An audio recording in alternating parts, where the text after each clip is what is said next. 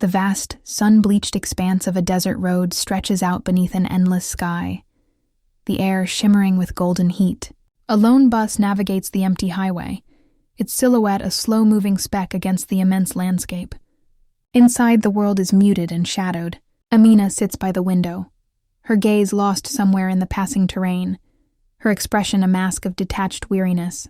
Her hands, resting in her lap, are a knot of tension, fingers tracing the worn, smooth surface of an old tasbih. Each bead seems to carry the weight of a memory, a prayer left unsaid, a story buried deep within.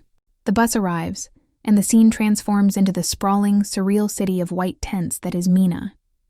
A river of pilgrims flows through the narrow pathways, their voices a unified chorus of Labbaik Allahumma Labbaik, a sound that echoes off the surrounding hills. Amina walks among them, a solitary figure in the sea of devotion. While others raise their hands and call out to their Lord, her movements are stiff, her face closed off from the collective spiritual energy. She is present in body, but absent in spirit, an island of silence in an ocean of prayer. Her steps falter as she notices an elderly man nearby, his body trembling with the effort of carrying 2 heavy bags. He stumbles, and for a moment Amina is frozen by a wave of hesitation. A flicker of internal conflict crosses her features before she moves, stepping forward to gently take his arm and relieve him of one of the bags. Her touch is firm but reluctant, an act of duty rather than compassion. The journey continues to the plains of Arafat, a breathtaking spectacle of human faith. Under the scorching sun, millions of hands are raised in supplication, a forest of prayer reaching towards the heavens. Amina stands motionless amidst the fervent crowd, her eyes fixed on the ground, unable or unwilling to join them. She observes the elderly man, his face etched with exhaustion. Moved by an impulse she doesn't understand, she finds a small cloth and positions it to shield his head from the relentless sun. She then pours a stream of cool water into his cupped hands, and with a gentle touch, wipes the sweat from his brow. As he begins to murmur his prayers, something within her shifts. Slowly, hesitantly, Amina raises her own hands, the first time she has done so on this journey. A single tear escapes, carving a clean path through the dust on her cheek, her face contorting as years of suppressed pain finally break free. Just as this emotional dam bursts, the elderly man suddenly collapses. Chaos erupts. Medics rush through the crowd, their voices urgent. As they carefully lift him onto a stretcher, a small, faded envelope flutters from his pocket and lands unnoticed on the ground. Amina's eyes catch the movement. She stoops to pick it up, her fingers trembling as she pulls out its contents. It is a photograph, worn with time, a younger version of herself, her mother, and the elderly man, her father.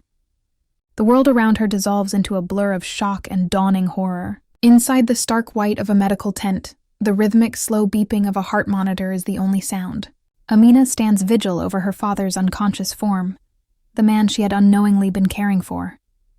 Tears stream down her face, a torrent of grief, anger, and a lifetime of unresolved questions. She watches the wavering line on the monitor, each beep a painful reminder of lost time. Then, the rhythm falters.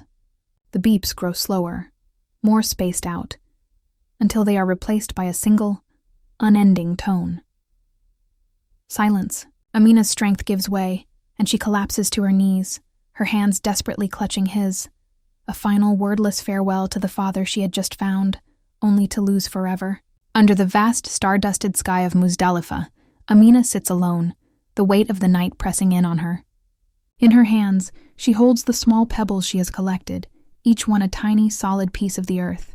Her expression is no longer one of shock, but of quiet, somber contemplation. At dawn, she stands before the Jamarat pillars. The air is thick with the movement and prayers of thousands, but her world has narrowed to this single symbolic act. She raises her hand and throws the first stone. It is a slow, deliberate motion, not of anger, but of release. With each subsequent throw, she lets go of a burden she has carried for too long.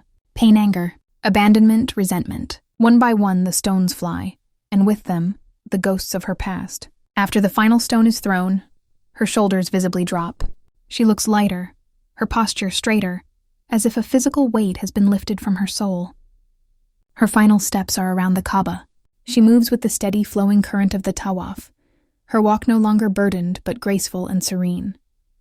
A soft, gentle peace has settled on her features, and the hint of a smile touches her lips. She is part of the circle now, not just an observer. As she completes her final circumambulation, she reaches out and lets her fingers brush against the cool, cloth-draped surface of the sacred structure.